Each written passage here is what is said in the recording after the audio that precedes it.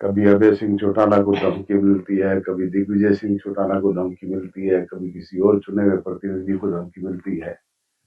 अरे उनको तो एक एक गनमैन दे दिया होगा, पर आम जनता की क्या सुरक्षा है?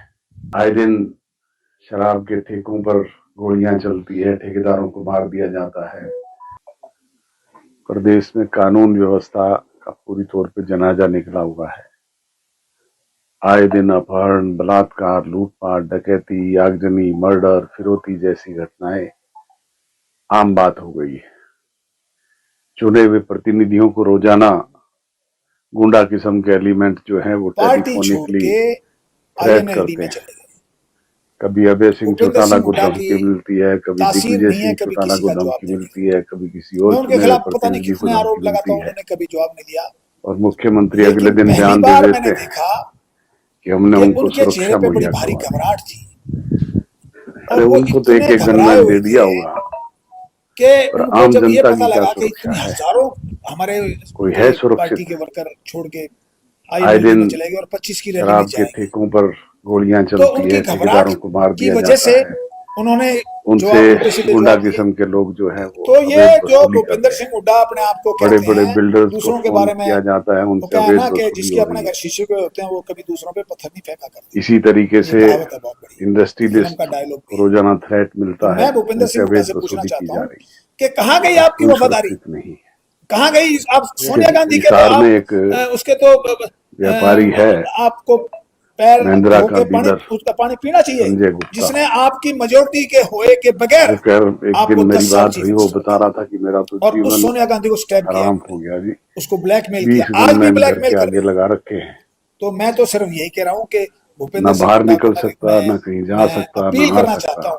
मैं तो पिंजरे में आप उम्र दराज हो गए, वो 78 साल के हो गए, सरकार कहाँ है? और सरकार बहुत अच्छी सेहत भी नहीं है, पर लेकिन विपक्ष कहाँ है? विपक्ष की तो नहीं नजर। आपको संन्यास लेके आरोप प्रत्यारोप का सिलसिला चलता रहता है और विपक्ष आज 35 साल से पिछले दिनों रोहतक जिले के अंदर कोई नया आदमी आ नहीं रहा। एक आदमी नया आया है, बलराम डांगी, वो भी उसके फादर ने प्रतिपक्ष कुर्बानी की अपनी सीट छोड़ी, कांग्रेस पार्टी। बाकी मुझे बताओ कोई नया लीडर आगे 4 दिन दिया होगा? किसी को आगे नहीं आने दिया। तो ये मौका है, विधानसभा में कोई काम होने चाहिए, वो हुए क्या? चौधरी भूपेंद्र सिंह संन्यास ले लें, उनके बेटे दीपेंद्र का अपने आप संन्यास हो, प्रजातंत्र के चौथे क्योंकि उनके दम पे चल रहे हैं, उनका अपना तो इतनी जिम्मेवारी है। मैं पूछ रहा हूँ कि वहां पे जो विधानसभा के अंदर कोई काम होना चाहिए, वो सत्ताधारी पक्ष की तरफ से या अपोजिशन की तरफ से कोई काम हुआ?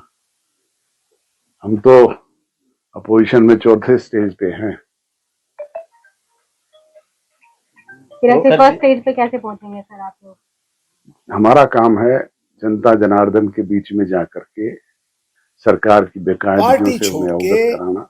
INLD में ये फैसला तो प्रजातंत्र में लोग लेते हैं। भूपेंद्र सिंह हुड्डा की किसे एक नंबर पे लेके आए और किसे सत्ता में बैठाएं, मैं उनके खिलाफ पता नहीं कितने आरोप लगाता हूं, उन्होंने कभी सरकारी को तोहफा दिया। लेकिन पहली बार मैंने देखा और 8 साल तक जो GST वसूल की, और वो इतने घबराए हुए 8 साल तक लगातार जो GST वसूल जब ये पता लगा कि इतनी हजारों हमारे उनके पार्टी के वर्कर, तो आज आप यहाँ पे पहुंचे, पौधा भी लगाया गया है, 25 की रैली में रोकने का भी संदेश दिया है, तो उनकी घबराहट की वजह से उन्होंने जो उल्टे सीधे जवाब दिए।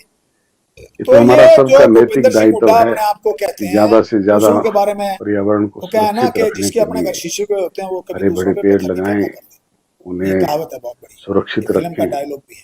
ताकि सोच। तो मैं भूपेंद्र सिंह हुड्डा से पूछना चाहता हूँ, कहाँ गई आपकी वफादारी?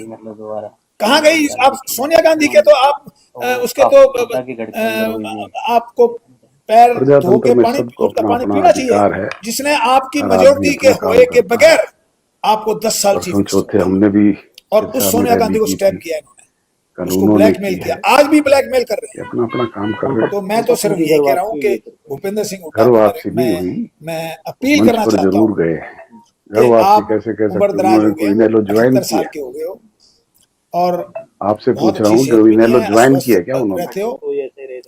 आपको संन्यास लेके नए लोगों उन्होंने तो हरी पगड़ी भी नहीं पहनी, उससे भी इनकार कर दिया था। 35 साल से